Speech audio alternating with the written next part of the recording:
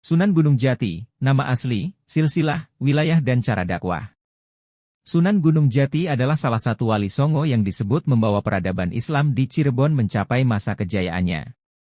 Hal ini karena selain menjadi seorang ulama, Sunan Gunung Jati juga merupakan Sultan Cirebon yang bertahta di tahun 1479-1568. Sebelumnya Cirebon yang dipimpin oleh Pangeran Cakrabuana, 1447-1479, yang merintis pemerintahan berdasarkan asas Islam.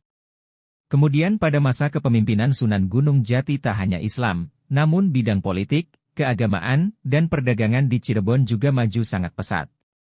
Silsilah Sunan Gunung Jati memiliki nama asli yaitu Syarif Hidayatullah yang lahir pada tahun 1448. Orang tua Sunan Gunung Jati adalah Raja Abdullah, Syarif Abdullah, dengan ibunya bernama Rara Santang yang merupakan putri Prabu Siliwangi asal Pajajaran dengan gelar Syarifah Mudaim. Di Cirebon, Sunan Gunung Jati menikah dengan Nyi Ratu Pakungwati yang merupakan putri Pangeran Cakrabuana, penguasa Cirebon. Setelah Pangeran Cakrabuana wafat kemudian kekuasaan atas negeri Cirebon diserahkan kepada menantunya yaitu Sunan Gunung Jati. Sunan Gunung Jati diketahui memiliki beberapa istri yaitu Nyi Mas Babadan yaitu putri Ki Gede Babadan, Nyi Mas Pakungwati yaitu putri Pangeran Cakrabuana, Nyi Mas Kawunganten yaitu putri Sang Surosowan, Ratu Pakungwati yaitu anak Pangeran Walang Sungsang, Nyi Mas Rara Jati, Syarifah Baghdad, yaitu putri Ki Gede Jati, dan Ongtin yaitu putri Cina yang berganti nama menjadi Rara Sumanding. Pernikahan-pernikahan tersebut memberikan keturunan yaitu putri dan putra Sunan Gunung Jati dari beberapa istrinya. Dari pernikahan dengan Nyi Mas Pakungwati mereka dikaruniai dua anak yaitu Ratu Ayu, istri Fatahillah, dan Pangeran Pesarean, Dipati Muhammad Arifin, sementara dari pernikahan dengan Nyi Mas Kawunganten mereka dikaruniai dua anak yaitu Ratu Inaon dan Pangeran Maulana Hasanuddin, Sultan Banten I. Kemudian dari pernikahannya dengan Nyi Mas Rara Jati mereka dikaruniai dua anak yaitu Pangeran Jaya Kelana dan Pangeran Brata Kelana. Wilayah dakwah Sunan Gunung Jati menuntut ilmu agama hingga ke Makkah dan berguru pada Syekh Tajuddin Al-Qurtubi.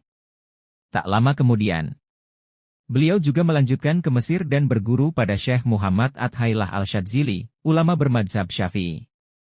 Setelah kembali ke tanah air, beliau juga sempat berguru pada Syekh Maulana Ishaq di Pasai, Aceh.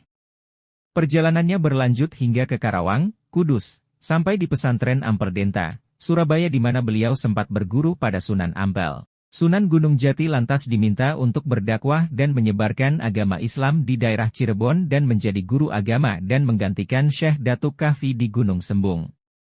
Di sana ia mendirikan sebuah pondok pesantren, lalu mengajarkan agama Islam kepada penduduk sekitar sehingga para santri di sana memanggilnya dengan julukan Maulana Jati atau Syekh Jati.